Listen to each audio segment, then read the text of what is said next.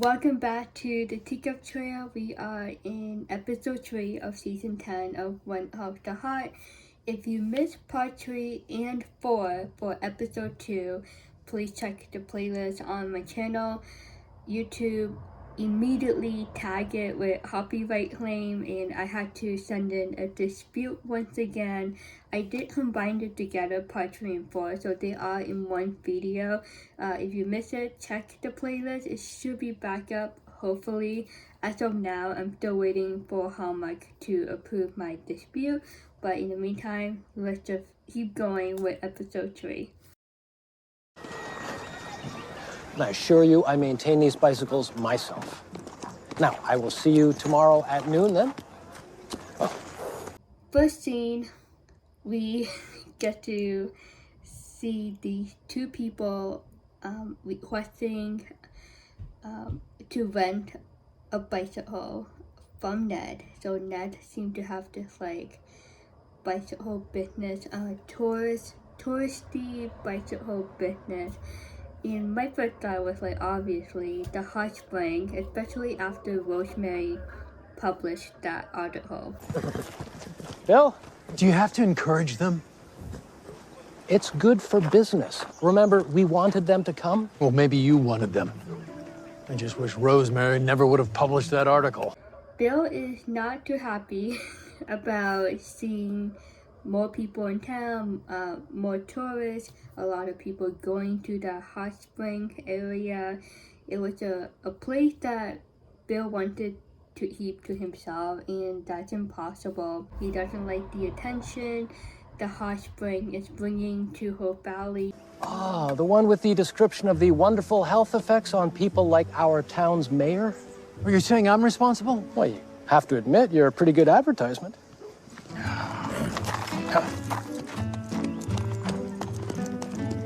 And Ned made a good point.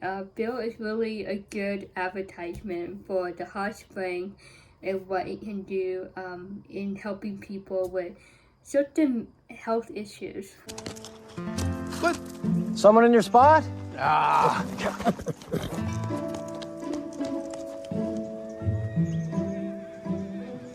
The day is not going well for Bill, right? After seeing those two customers requesting to rent a bicycle from Ned and talking about the hot spring, Bill tried to park his horse in this specific spot in front of the saloon, and it's already occupied by an unknown car. So far his day is not going great. Someone parked their car right in front of the hitching post. I had to ride all the way to the stable. Isn't that like 100 feet? Sounds pretty inconvenient. These new people need to learn to follow the rules. You're absolutely right. We met a lot of new people, right, over the years in the show, new characters that are only there for a season, they come and go. And we get this mysterious woman, and she's just very confident. She didn't seem bothered by Bill complaint, but Bill should have said that in a quiet corner. Lucas and Mike were dealing with a customer, and Bill just think he had the freedom to say what's on his mind freely, not thinking that it can offend someone. This woman, this could be her car. Clearly, we owe you an apology. Well, yes. Well, technically, no, you don't. We're new in town. We'll try to be more careful. This is Mrs. St. John and her son, Jamie. They've traveled all the way from Philadelphia. Are you a real cowboy? There we have it, the names. They are visiting Hope Valley. Now I'm very curious if they're gonna stick around for a bit. They seem to be on vacation in Hope Valley, and this particular boy immediately asked Bill if he is a cowboy. So this boy already had that perception, Hope Valley is a town. There are cowboys and cowgirls everywhere. It's the country life. And Bill just what? They are from the city, Philadelphia. Philadelphia is the city, so it makes sense that boy asked Bill that question. Well, no. but I have a horse and I need a place to hitch him. Sounds like a misunderstanding to me. Mrs. St. John, if you don't mind taking a seat, your room will be ready shortly. Thank you, Mr. Bouchard.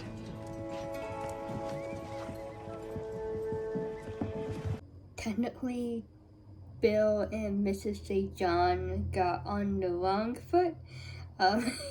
Started on the wrong foot. But yeah, not the best start in meeting new people and striking up a conversation. It all started with a complaint that Bill had because he didn't had his usual spot to park his horse. Bill, Just asking that everyone show a little respect. they're called tourists. They're good for the town. Well, that doesn't mean that I have to like it. I'll have my usual in my booth. Please. Bill, he is not accepting the idea of tourists and a lot of new faces in town. He really doesn't like it. I think it's great. One great thing about it is Lucas get more customers and more people stay at his hotel, at the saloon, and also that will bring more business to his restaurant. So it's definitely helping Lucas so far. Bill, at the acting mayor, he thought that he can, have everything in his way, but it's not going according to his plans and his desires, his wishes for the town. So it's gonna take time for Bill to get used to. And I think this attention drawn from the hot spring is great for Hope Valley, and I think it's gonna boost up their economy in the long run. Yeah, the usual now. Coffee with way too much sugar. Too bad it isn't making him any sweeter.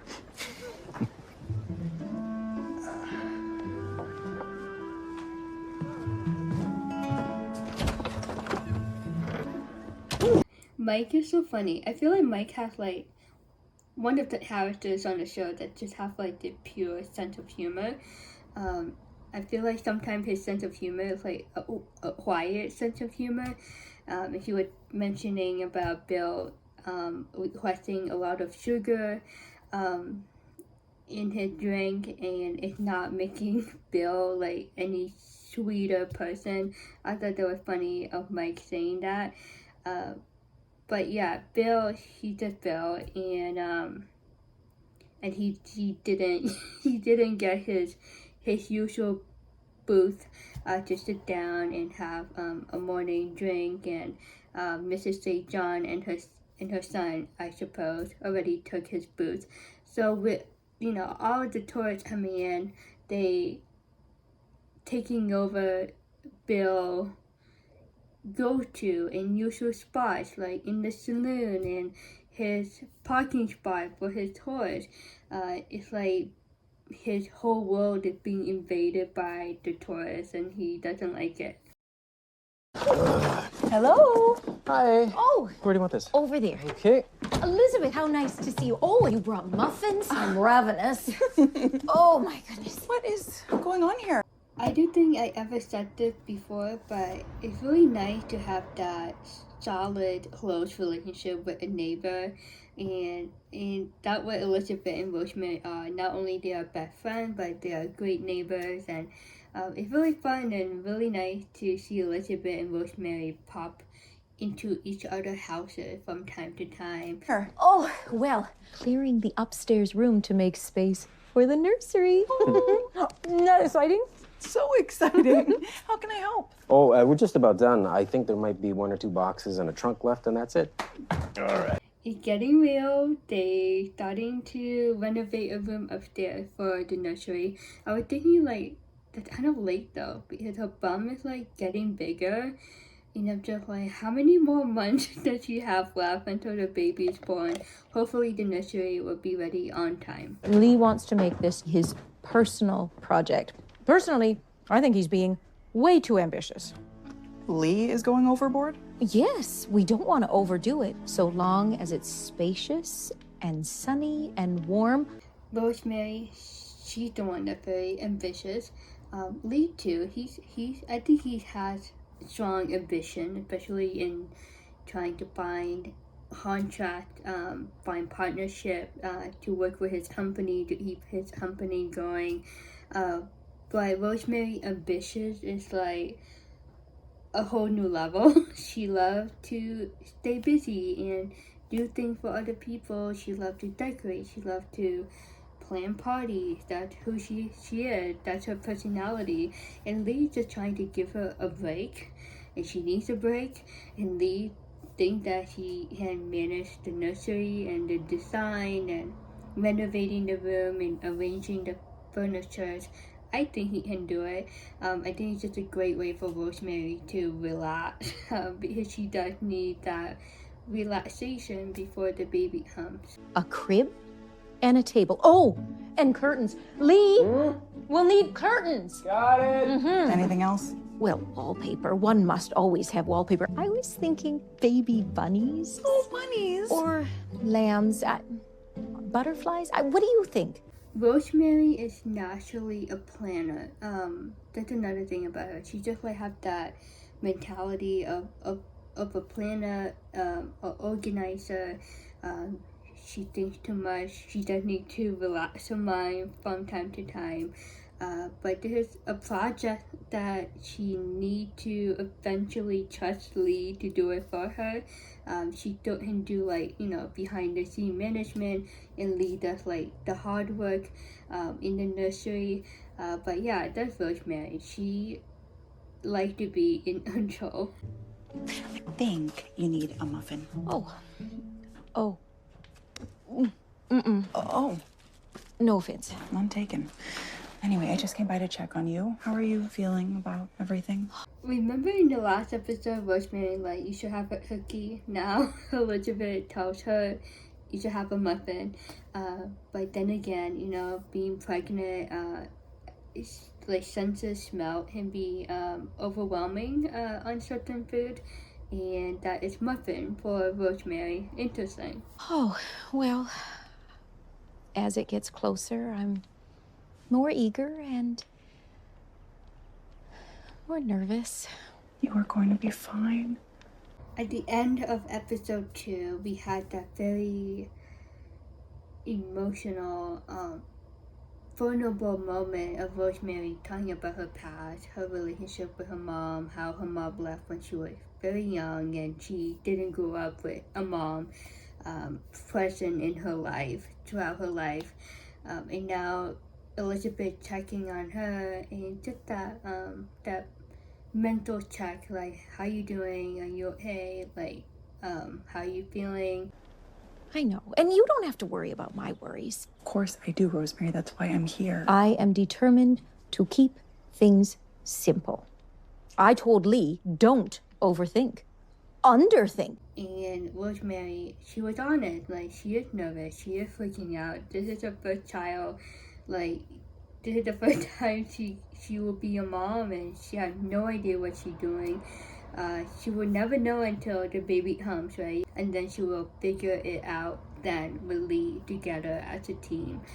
It was nice of Elizabeth to check on Rosemary as a friend. We need those, from time to time. Those people in our life to check on us, on each other, making sure that we're doing fine.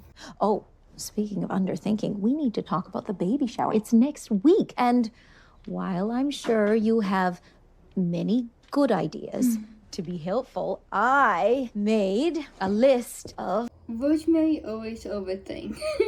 I think that's like one of her weakness, not to be mean. I think she overthinks. She put a lot of things on her. She does a lot of things for other people.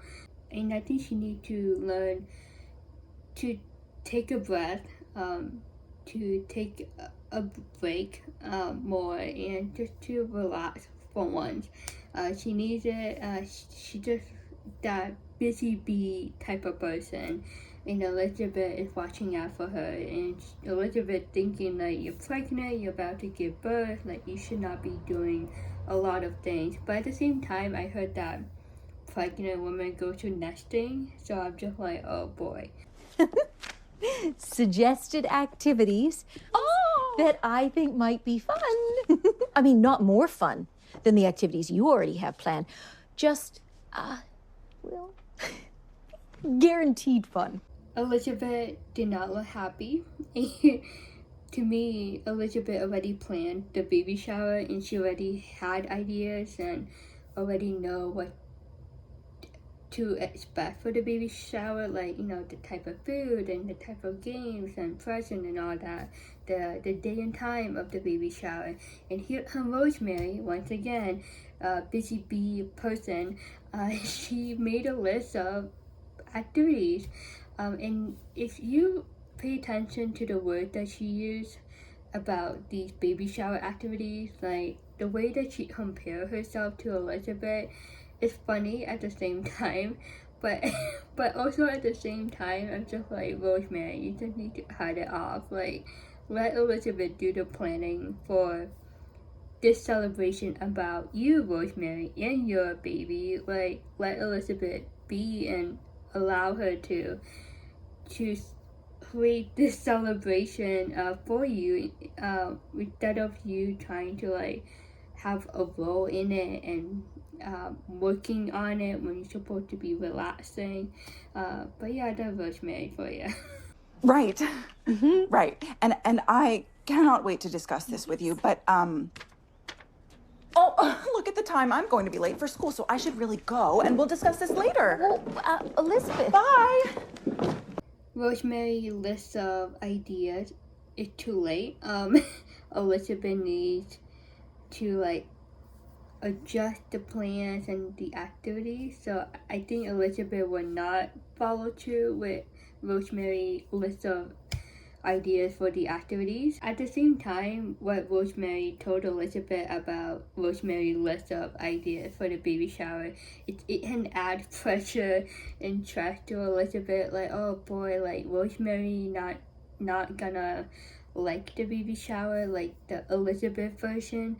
So it's like Rosemary has high standards, high expectation for her baby shower, and Elizabeth is starting to freak out just a little bit. Oh, all right, here we go. That's about it. Anything you want to keep? Oh, you know what? You haven't even opened this trunk.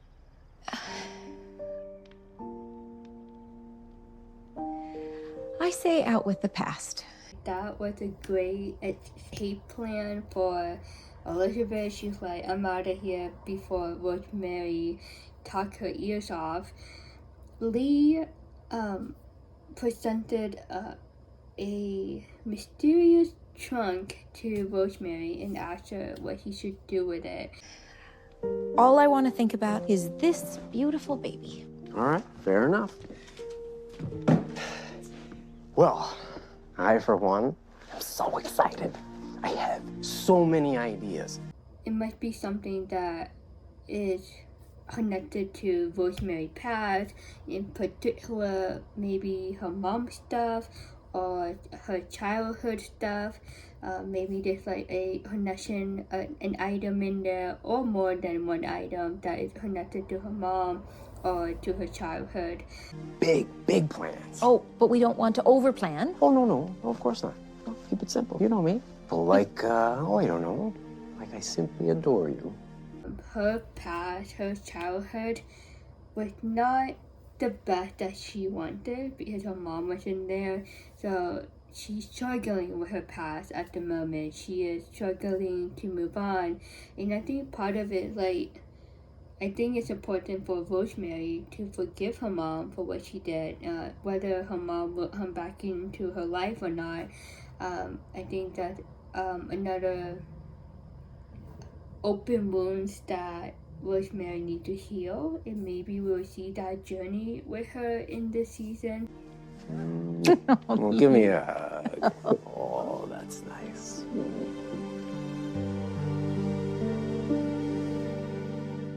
Especially with the baby coming, and it would be nice if Rosemary has like a clean plate before the baby born, you know. But right now she's just thinking a lot and going through her past, kind of like a memory book in her mind, like from when she was born up to this point and about to have a baby. Hopefully she forgive her mom, and hopefully she forgive her past, and allow herself to move on and look forward to the future with the baby, with Lee, and just have this complete family. And I'm excited for her to have her first child with Lee. Today we're going to be scientists, and science always starts with a question. For example, how do plants grow? Why does the moon shine at night? What would be another question? Back in Elizabeth classroom, they talking about science, and I don't know about you, but I always pay attention to the facial expression on his faces. They love Elizabeth as a teacher, and I think she's very engaging as a teacher and make the lesson fun, the best that she can. Yes, Angela. Why do the planets go around the sun? Excellent, yes. Now, many good scientists also work in teams, so we are going to form groups. If you have a question you want to know the answer to, tell us, and then others can join your team. They seem to be enjoying the particular lesson or project that she is about to give to them. I'd like to know how the hot springs in our town were formed. Great. Who would like to join Allie? I would. I would. Good. You three are the Hot Springs team. Since they're talking about science, right? Of course, Allie came up with the hot spring, and I think that'll be a popular group, a team to join for the science project. Now, every good team also needs an advisor. So once you have your question and your team, I want you to look for a mentor. What kind of mentor? Well, it can be any grown-up you like, but I would suggest looking for someone who's asked similar questions before. For myself, I think that sounds like a fun project, and I'm just at the same time, I feel old now. And then they can help guide you. We should get Judge Avery. Oh, yeah. I'll be a partner. But Elizabeth, she's very proud of her student, and I love that smile on her face. She's great as a teacher, and it's fun to watch these kinds of seeing Elizabeth as a teacher in action, and the kids enjoying the lesson and just enjoying Elizabeth as a teacher. And at the same time, it's good for Elizabeth. She found her passion, she found her calling in Hope Valley, and I think she had this immense growth as a teacher since the first episode of season 1, and it's just a beautiful journey of Elizabeth being a teacher in Hope Valley. Nathan, do we have an appointment? No, I just wanted to see if you were still going on your rounds. I am, but... Oh. You think I need an escort? Unfortunately, thanks to Ned and Florence, they pitched the idea for Nathan to be Faith's escort without technically her permission. They just interrupted the relationship of Faith and Nathan, basically matchmaking, got involved somehow. Don't you? I thought that was the agreement after what happened last time. You mean with that kid?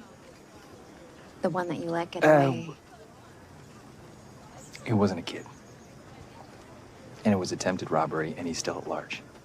He just wanted to help her. Regardless if they are friends or not, or where their relationship status is at the moment, he just wants to protect her and help her.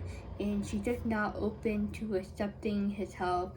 And it's getting a little bit annoying. We're in the 3rd episode, and I'm just okay, time ticking. How long will it take for Faith to be a little bit nicer to Nathan, accept his help?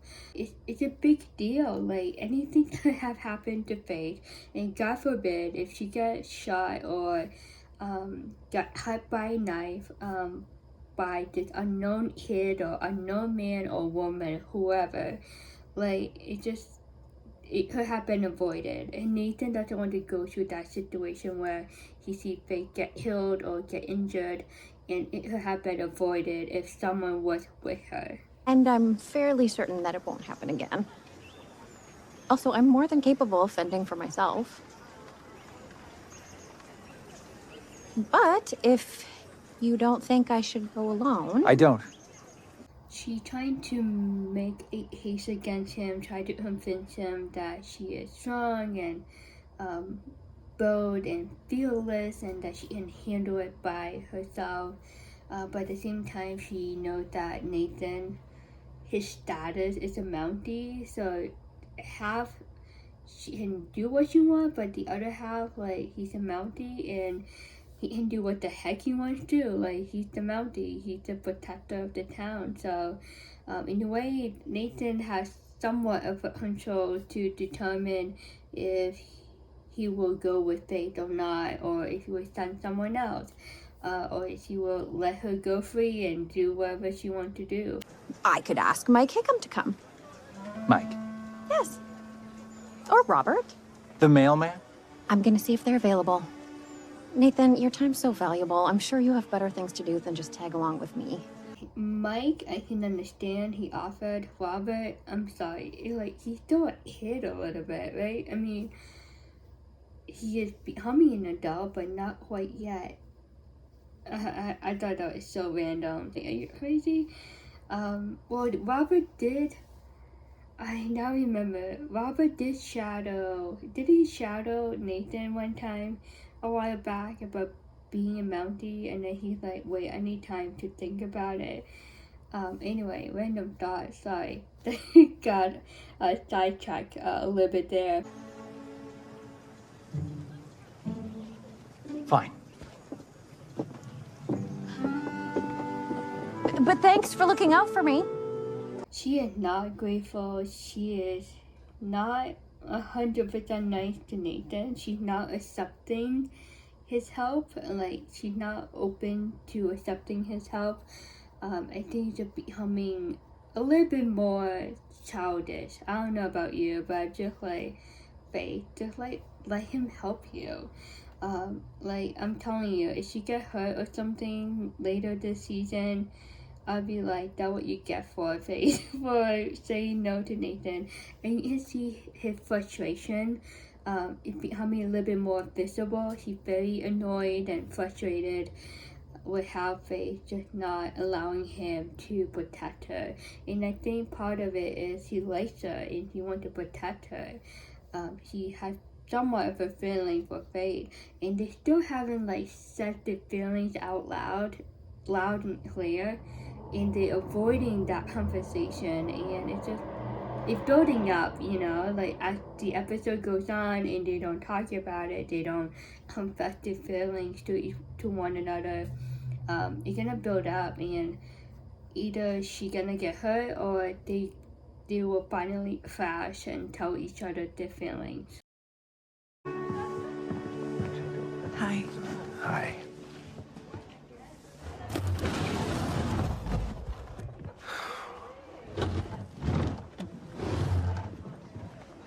Why do people keep moving the furniture?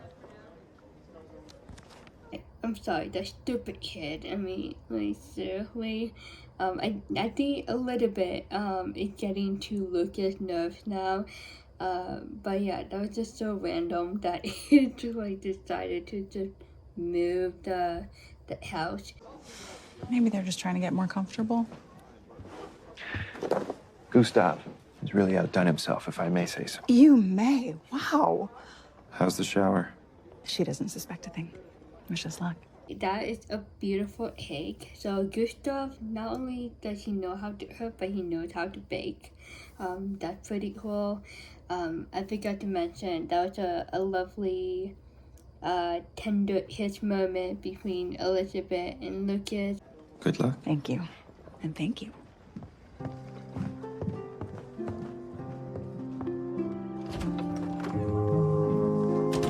Lucas is keeping his eyes on that particular boy. That kid is a mystery. Him and his mom.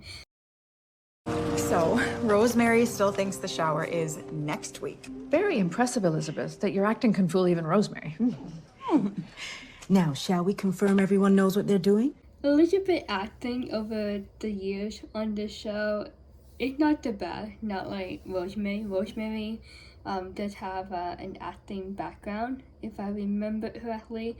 But so that was funny how Molly complimented on Elizabeth acting, like pretending the baby shower is next week, but it's actually this week.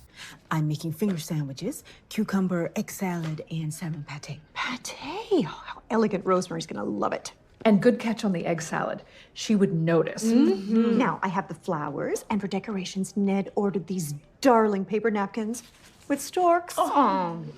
The plan is going well, and Rosemary's gonna freak out in a good way. And I'll keep her busy. Everything's ready at the salon. We have our new special clay facial treatment we want to try. It's so exciting. I think she's really going to love it. Now, I know you're all already doing so much, but I have one more request to make. She does need a spa day. I think that's one thing that she needs. She needs to relax her mind and her body. I think to have a good solid plan in distracting her while they finish planning, preparing the baby shower.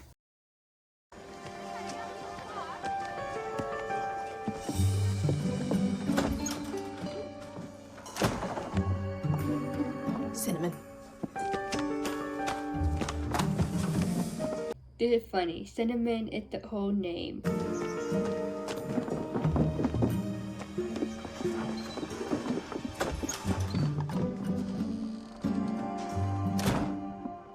Rosemary. Hello. And they professionally stopped doing what they were doing and just pretended that they were doing something else. Hello. Elizabeth was just telling us about her plans for your shower next week. Heavenly. Oh, well then, I am just in time. Minnie, hear me out. I have been thinking about the food. Here we go again. Rosemary, always keeping herself busy. She doesn't know how to relax from time to time. But they already had a plan. They already know what's on the agenda for the baby shower. So technically, Rosemary is super late in expressing her ideas, her desires, and what she wants at her baby shower. I think it's impossible to overdo egg salad. Well, I couldn't agree with you more. Oh, well. Now we really must be going. We have a date at Fiona's salon. We do? We do. Yes, we do. Egg salad, that's already done. Like the ladies know Rosemary really well. Elizabeth knows Rosemary really well. So they know what Rosemary will like. And then Elizabeth jumped in and in a way tried to get Rosemary to walk away from the cafe so the other ladies can continue to prepare for the baby shower. Special surprise from May and Fiona. An early baby shower present. An afternoon of pampering. Divine. It's all been arranged. What I wasn't expecting... Well, this is what makes it a surprise. Rosemary likes to make plans and she likes to know everything. So in order to keep her distracted or to keep her like away from the game plan, the secret plan, the actual day and time of the baby shower is this week instead of next week, you have to like surprise her. You have to keep her like keep her feet off the ground, if that makes sense. So she's like, what, a spa? Like, I didn't expect that. I didn't plan that. I didn't know that. So she couldn't like say no to the spa, and Elizabeth very convincing, very encouraging for Rosemary to walk out of the cafe and to hurry to the spa because Fiona's waiting, is expecting Rosemary to be at the salon to have that spa day. I'll take that list, Rosemary. You and I will have several meetings this week to go over every item. Oh, shall we?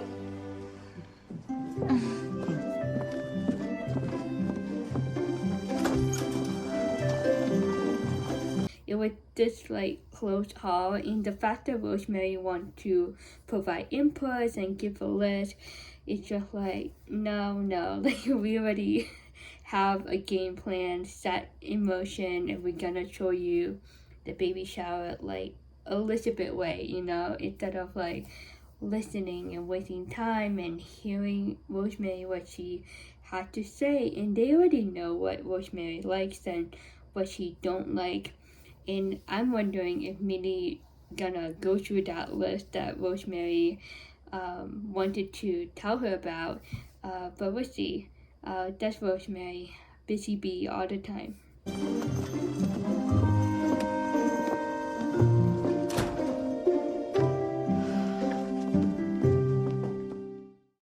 Loved a wink from Elizabeth, like a nod to the other ladies, like, we got this.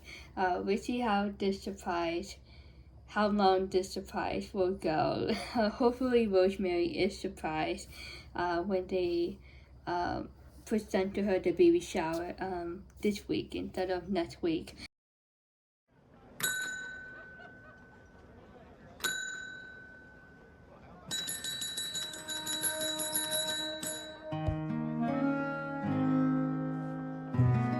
This boy is very bored, you can tell. When I watched this episode, I thought it was a very interesting story background about this boy and his mom, and there's some like mystery vibes about this mom and her son. But in this scene, yeah, this boy is bored to death. Hello, I'm Jamie. I'm visiting. Hello, I'm Henry. I live here. Is the food good? I've had worse. Not that I'm too hungry. Terrific. Do you think they serve milk? Jamie, he is bored, number one. Two, he wants to strike up a conversation, you know, to keep the day going instead of like be alone and quiet and not talk to anyone. And of course, Henry was there and he was busy eating, and he didn't want to be interrupted, but Jamie as a boy, you know, kids sometimes don't see it that way.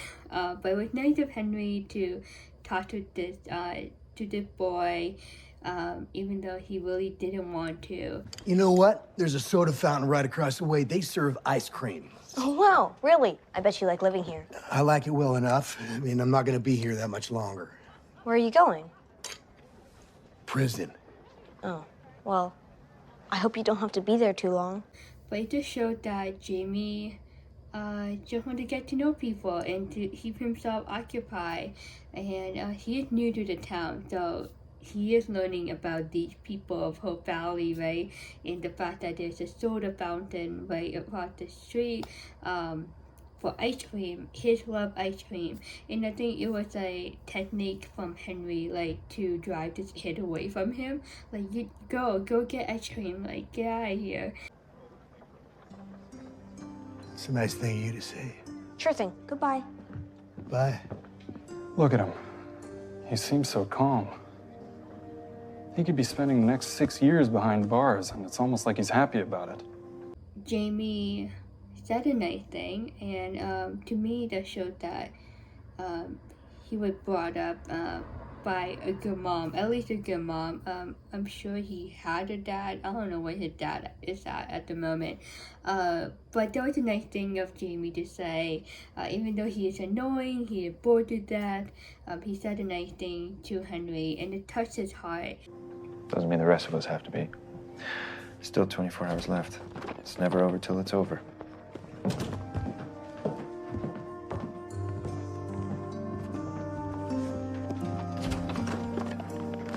Remember in episode 2, Pastor Joseph said that Henry had a week to change his mind and to plead not guilty and to fight for his life and to turn this trial around and to fight against Jerome Smith and his party.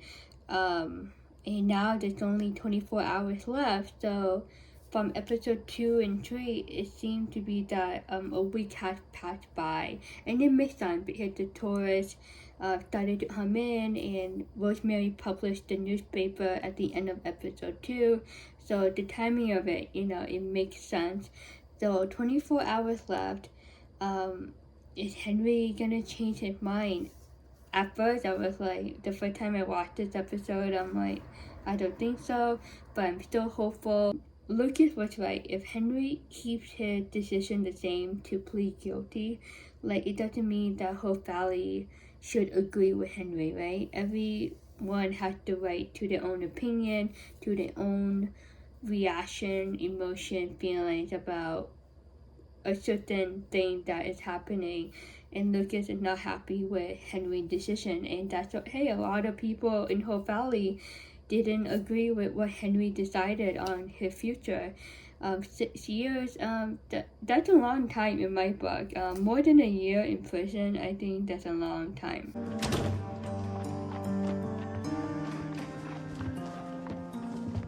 Oh, thank you. Jerome? Lucas, You mind if I take a seat? it's your establishment. It's a little bit funny, Jerome, like, you know, it's your business, like, you do whatever you want, but Lucas, he has respect, he shows respect. I was hoping we could discuss the Henry Gowan case, business partner to business partner. A bankrupt business, thanks to him. In preparation for the hearing, I've been going through old files from the mine. I'll be really shocked if Jerome had a change of heart. Right now, I feel like he has like a cold-hearted spirit about him, you know? It's not easy to convince Jerome to see the other way around on Henry's situation. I came across a copy of a report from that engineer, McCory, regarding the safety of the mine. The one our friend Henry blew up. Yes. And if he hadn't, you and I could potentially be liable let anything happen. Lucas. He's not giving up on Henry. We know that. He's not giving up on Henry. And he did a little bit of digging, investigation, and he found this report. And I think it could change the whole game, change the outcome of the trial between Henry and Jerome. The report clearly states the mine was unsafe. McCory disowned that report. He reviewed his findings, changed his mind. After you visited him at his home in Black Creek. We had a discussion. And that's all? Lucas is a smart man, and he having this conversation with Jerome in a business partner perspective, he did try to convince Jerome to have a change of heart as Henry's friend, but now Lucas is talking to Jerome as a businessman. He would tell you that if that's all it was. Unfortunately, it's a moot point. Why's that? Mr. McCory was a very sick man. McCory changed his mind. Like, red flags, like, why did he change his mind, right? So maybe there's a bad fish out there. Something must have happened for McCory to change his mind and to adjust the report, the finding. Jerome, basically, he must have bribed McCory or threatened him to change the report or to make the report in a way that the mine was safe when it was actually unsafe. Basically, McCory was pressured to falsify the report. Sadly, he passed away last month.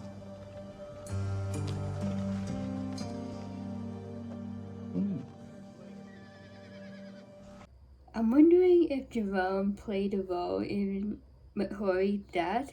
That sucked though. If McCory died last month, he was a very sick man. I'm just wondering if he got sick on purpose. Is this too much? For Rosemary? Oh, you're right. What am I thinking? Oh, hello? Are you open? Oh, yes, come in. Rosemary, like, you know, impress her to the maximum. Like, impress her like the best that you can. Nothing is ever too much for Rosemary. She loves extravagant. She like wow, like big details. She likes something pop. that who she is, that what she loves. We're decorating for a party later for our friend. Oh, what lovely flowers. Wherever did you get them? Oh, they're wildflowers. We picked them. Really? How adventurous. I'm jealous. I'm lucky if I can get my gardeners to grow weeds. It's a little bit funny how the Hope Valley woman look at Mrs. St. John. She's a newcomer. I'm wondering if she might stay in Hope Valley for longer than she expected to be with her son. You know, that newcomer feeling. She doesn't know anyone really. And who knows, maybe she will become a new resident of Hope Valley with her son. Her husband, the boy father, that's still a mystery, but the Hope Valley women are very welcoming to her in this scene. She did mention about her gardener, so maybe she has a big house in Philadelphia. The way that she dressed, I forgot to mention that, the way that she dressed, it can tell you like the class that she is in, maybe middle class or upper class, and she has her own gardeners. Maybe she had this high living standard in Philadelphia, and she coming to the town Hope Valley that is not a city, and she asked about the wildflowers, so she probably missing or looking forward to that adventure of being in the countryside, especially since it's just a different world compared to the city life. It's funny though, I don't know about you, in real life, city people like to go to the countryside, right? And I feel like the countryside think that cities are very exciting, right? So it kind of like switch off, you know, from time to time. Shall I get you a menu? Thank you. But I really just came to ask for directions. This is my first time in town, and I'm wondering where I could find the mayor's office. It's just down the street, but he's not there now. Oh, where is he? There we go. Today's soup special coming up. I don't know about you, but I'm picking up vibes between Mrs. St. John and Bill. I don't know why, but I'm just like, is she married or what, you know? I don't know, I'm just picking these vibe between the two. Like, there's somewhat of an attraction. I feel like it's more from her end to him instead of from him to her. We'll see how this goes. You're looking at him. Hello again. Or have you two already met? Hello. Sorry about our first impression. Perhaps we could let bygones be bygones with a cup of coffee. Maybe Minnie would be a possible matchmaker. Well, I don't usually drink coffee with the customers. I guess I could.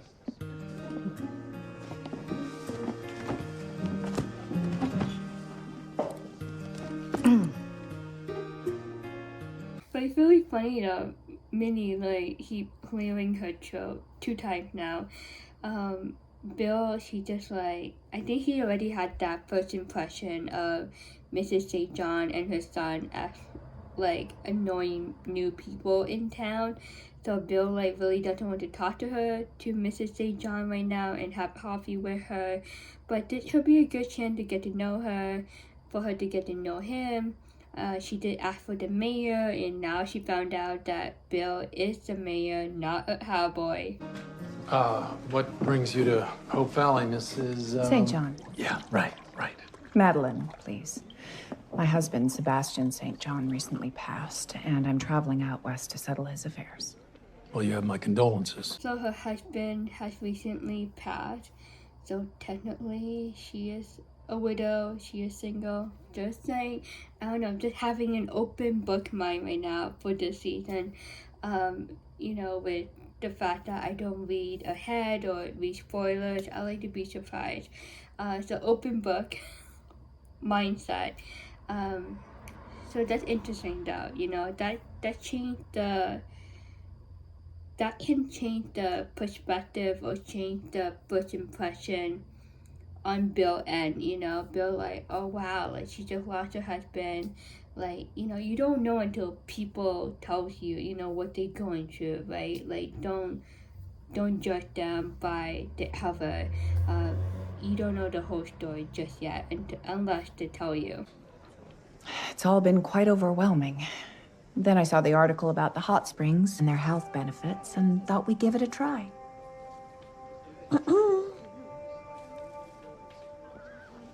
Bill is always like in the mood of just like feeling down or disappointed or annoyed every time someone mentioned about the hot spring, especially coming from a tourist. And he just showed that Bill still not accepting these people, these new people, these tourists coming into town just because of the hot spring. But he just doesn't understand, or he doesn't see the whole picture just yet about how this will benefit Hope Valley in return and in the future. Well, I don't want to misrepresent the medical benefits, but they have been known to help some of us. Oh, well, maybe you could take us on a tour. A tour? Of the valley, the hot springs, see the countryside.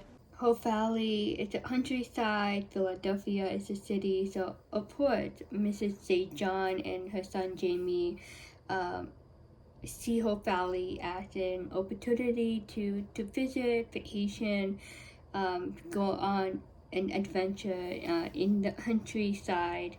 As mayor, you must know everything about this town. Well, acting mayor, and I'm quite busy.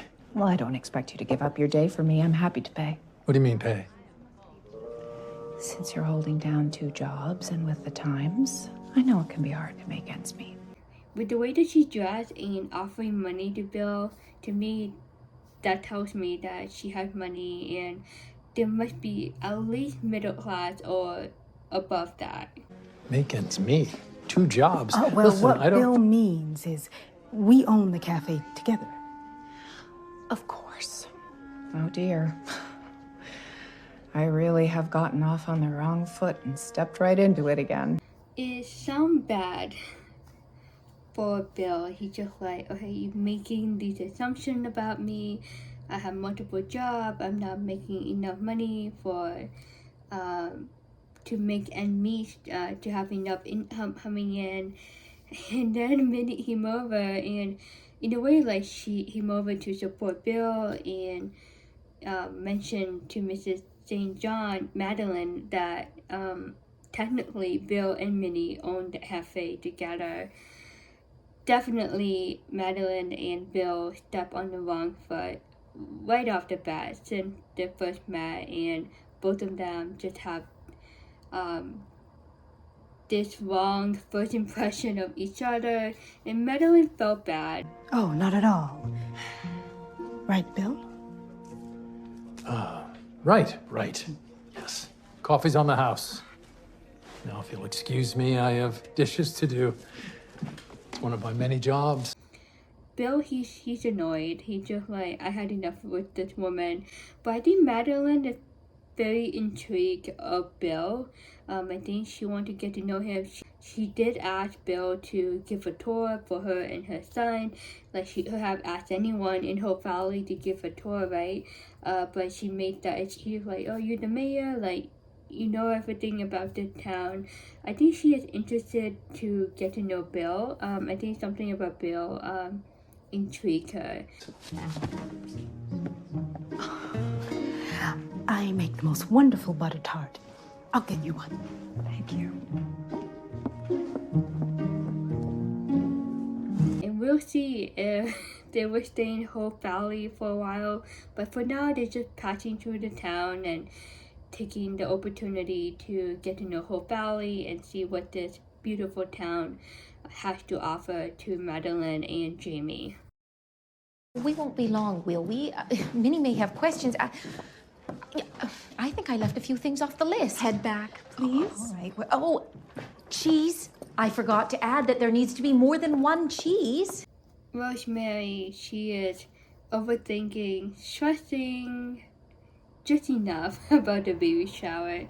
And I'm just like, Elizabeth is your best friend. You should trust her. You should allow her to plan the baby shower. Oh, well, that is nice. We'll start with a few pressure points. Pressure, all right, but not too. Oh, yes, that's the spot. It's funny, you know, like you shouldn't be planning your baby shower entirely. You're pregnant and you know, you already have so much to prepare already. Like Elizabeth wants to take it off Rosemary's plate and help her plan the baby shower. So Rosemary can relax and not think about it and do the work. This is a great distraction though, this spa day, and thankfully Fiona and May are there to help Elizabeth. I'm gonna go check on the decorations. No, Elizabeth, you really must try this. Oh. Rosemary, she needs to calm her mind, calm her body for like at least an hour. But this is a great distraction, right? Elizabeth can go back to the other ladies and continue preparing for the baby shower.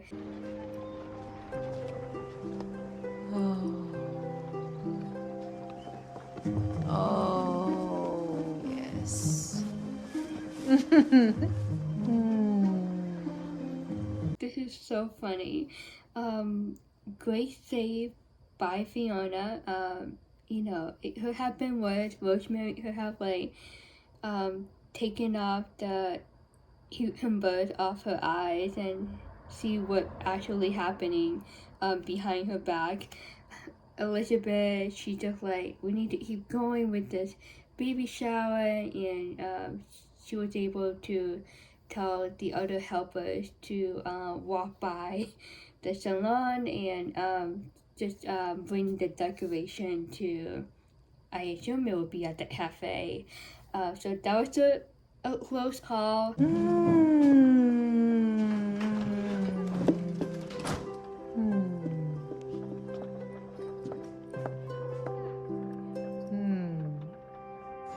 I'm wondering how many times they filmed this scene and Hudson, you know, like how many times she got like massages, random time.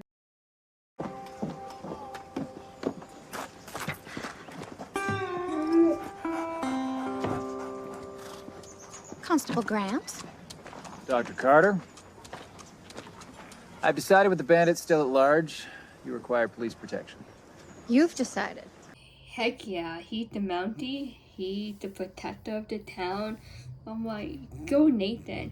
Regardless of the relationship status, like, good for him, about time. Yes. As part of my job as an officer of the peace, I'm just doing my duty.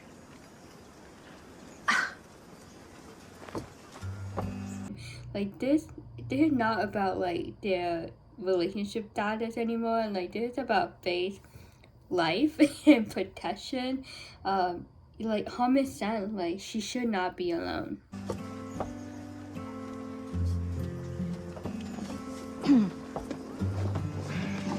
All right. Permission granted.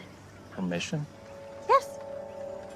It's my wagon, my horse, my patience. The offer of his hand to help her up into her carriage, you know, that physical touch, you know, there's some vibe going on between them regarding the feeling, but definitely put aside for now.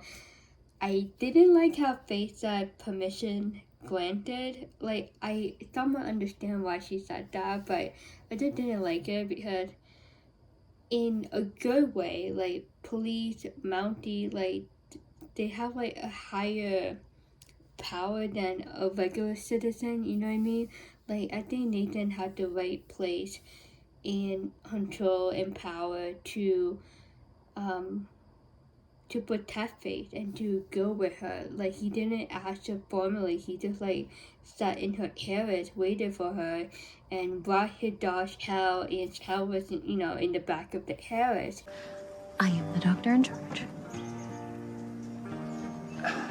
Understood. And just so you know, I'm only doing this because I like your dog.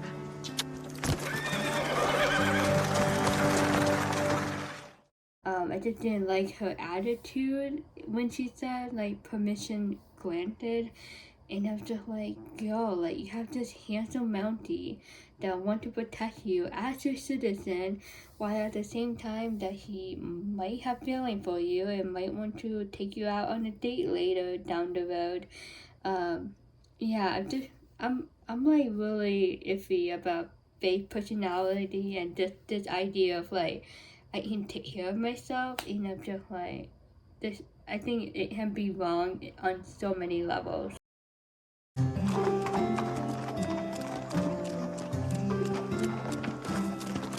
Hello again. Hi. Do I know you? Yeah, my mom parked her car in your horse's parking spot. Oh, yeah. Jamie, right? Yeah. Madeline had the opportunity to talk to Bill, get to know him just a little bit at the cafe. Bill got to know her a little bit about her husband's death, and basically she is a widow and she is a mom of this boy Jamie. And now Jamie is talking to Bill in this scene, like connecting the dots, you know? Like okay, is there a story, a reason why Jamie and Madeline are in Hope Valley? Why do you have a bike? Where's your horse? Shouldn't you be with your mom? I told her I wanted to stay at the hotel, but then I heard about ice cream from Mr. Gowan at the bar. He's going to prison. Just ignore him.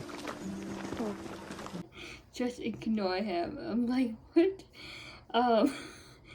Yeah, Bill and Henry, they are two peas in a pod, dealing with their own personal situation at the moment. Henry, like, he didn't want to be bothered by Jamie, and Bill, he seemed to doesn't want to be bothered by Jamie either. But Jamie, he insisted, he just talked to people, right, and get to know them, and basically trying to pass through the day and not be bored. How do you decide whether to ride a bike or a horse? You ask a lot of questions, don't you? I usually ride a horse, but I can't get a horse to where I'm going. That ice cream looked good, though. But Bill, he somewhat had patience, and he answered Jamie's question. So that means that Allie, Hooper, and Toby asked Bill to help with their science project. So that's pretty cool. And seeing as I'm a former forensic inspector, I've been asked to oversee a very important science project. So if you'll excuse me. Can I come? Hey, Judge Avery, are you ready to supervise our science project? Yeah, Bill, he's a busy guy, you know. He has like many trades, many hats in Hope Valley. He's all over the place. And I think Jamie is picking up on that very quickly, that Bill is everywhere in Hope Valley. And it's funny though, at first, like, Jamie assumed that Bill is a cowboy, right? But no, he's a judge. He's a former forensic inspector. He's a co-owner of the cafe. So yeah, Bill is definitely the opposite of Jamie's first impression of Bill is a cowboy, but he's really not. Are they coming too? Is he coming too? Kids, this is Jamie, and yeah, I guess he's coming too. Well, do you know how to ride a bike? Of course. I learned on the Champs-Élysées. I thought it was very nice of the three Hope Valley children open to the idea of inviting Jamie on the science project, even though he is not a Hope Valley resident and student. Bill, he just like, oh boy, this kid Jamie not gonna leave me alone. The Shams, what? Never mind, he's from Philadelphia. Well, go on over there and get a bike. All right, let's go.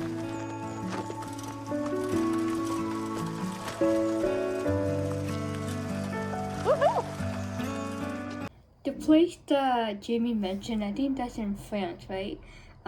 So maybe him and his mom travels a lot and they've visited a lot of different places and possibly a lot of countries outside of the United States. Also, I was thinking though, technically, isn't Jamie supposed to pay to rent the bike? Unless it's free.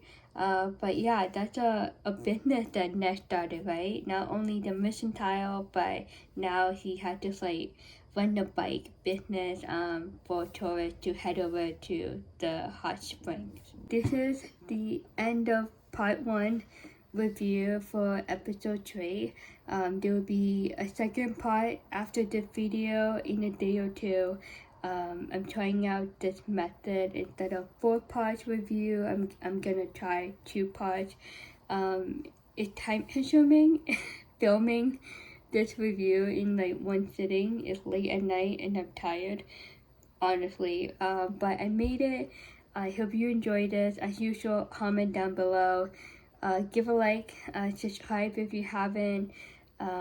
Yeah, this is a really good episode. I feel like it's building up, you know, and hopefully something major happen. Like, I feel like we're climbing to the climax of the season. We're getting there. But yeah, I hope you are well, and I hope you are having a great day or night. I will see you very soon for part 2, and then we move on to episode 4 after part 2 review, which is after this. Anyway, bye.